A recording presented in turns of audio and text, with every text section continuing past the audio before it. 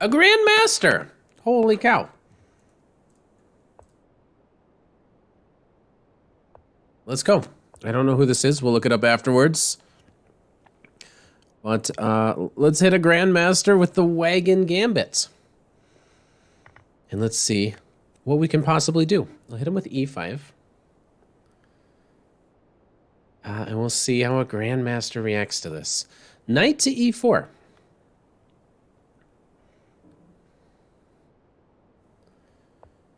Okay, the most common line. Bishop d2. Can we get him with the WAGON GAMBIT trap? Yeah, e3. I take. Are you going to take my knight? Don't do it. It's a trap. He doesn't fall for it. Grandmaster did not fall. Wait.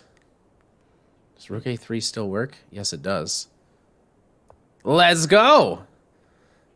This is not the main way to get to this position. It certainly feels like rook a3 should be working. My oh my, if you castle, I take your knight, and we trade, and we go into some endgame where you have this outside a-pawn. And the fact that you have this bishop on f3 is actually an improvement. Or at least will prevent me from playing the line the way that I usually like to. But it also means that you don't have your bishop on this diagonal.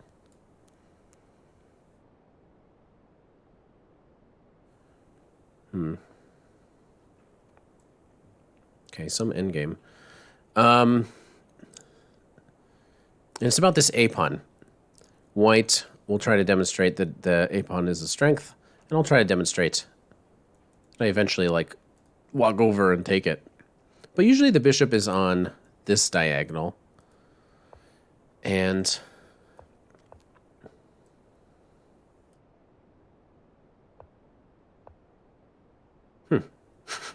okay. I want my rook on a8. My setup is this, and then I try to knock it back ranked. Try to improve my king. And at some moment, we'll put our rook cutting off his king, and we'll try to advance our own king.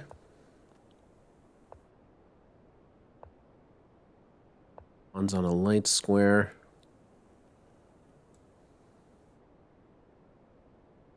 Here and take.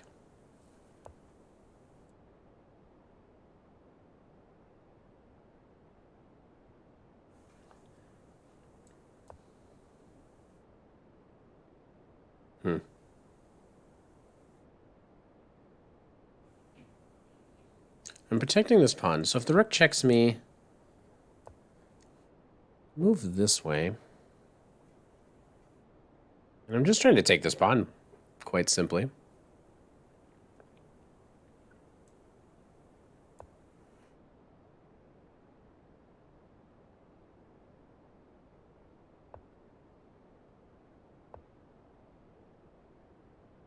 I guess he has here.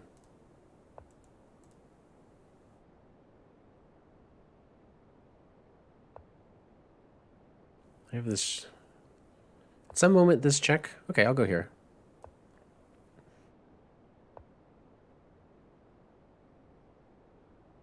I'll take a bunch of pawns. Let's go. I don't know why I'm so nervous. It's just a Grandmaster.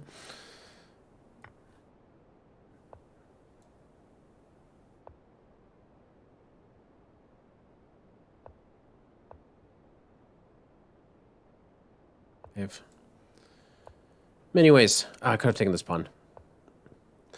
Many ways to defend that pawn, but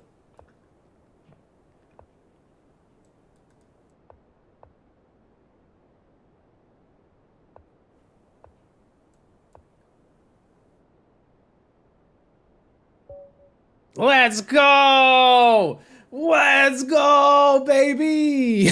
Oh, Oh, we just beat a Grandmaster with the Wagon Gambit. I was thinking for a minute if I should accept a rematch because I do really want to play him again, but I'm too hyped up. I got to know the evaluation of this particular line. So this was all the prep, and then what often happens, the Wagon Gambit trap is after e3, if they decide to take here, bishop to e2 is a much stronger move. But if they take here, you pretty much equalize right away because what typically happens is they play bishop to e2, allowing rook to a3. Strongest move. And the endgame is actually very similar. Like they castle, you go in for something like this. And you get to this position, and I've actually been studying this endgame quite a bit, more than I would like to admit, and I've come up with this idea of playing d5, and I've been winning lots of games with it. You put this bishop here, you put your pawn on c5, and you slowly approach, and then what almost inevitably happens is you eventually win this a pawn, which even by itself might not be enough to win the game, and maybe they're not supposed to win. Like, it looks like the computer doesn't do anything. a4, somehow you begin bringing this guy this way. But I've had multiple people that have kind of gone for something like this where they just try to push this pawn as far as they can. And then even though computer says this is like totally fine, it feels like in practical play, it's very often that this pawn just kind of drops off at some moment of running over here and being able to pick it up. Compare that to what happened in our game. What happened in our game was a comparable endgame, but because they played bishop to e2, they were able to get their bishop to f3. And this still allows rook to a3, so this was actually the best move, but I don't have this idea in the endgame of being able to put my rook on a8. So this is all correct. What the heck is this board? Please make that go away. Takes, yeah. Dead equal. We have equalized against a Grandmaster. Bishop went to a6. This is correct. c6, all of this. He kind of provoked me into doing this. Maybe this is all fine. Takes, yada yada. Bishop b5. I'm trying to eventually one day go after this pawn, and perhaps this is good for him, according to the engine. a4 here is a bit of a trick that potentially could have been very devastating. Here, and after g6, I guess the idea is not to go ahead and try to attack me. I don't know, some endgame, I guess even something like this isn't clear that white's winning. Maybe they are. Stop it. Stop it.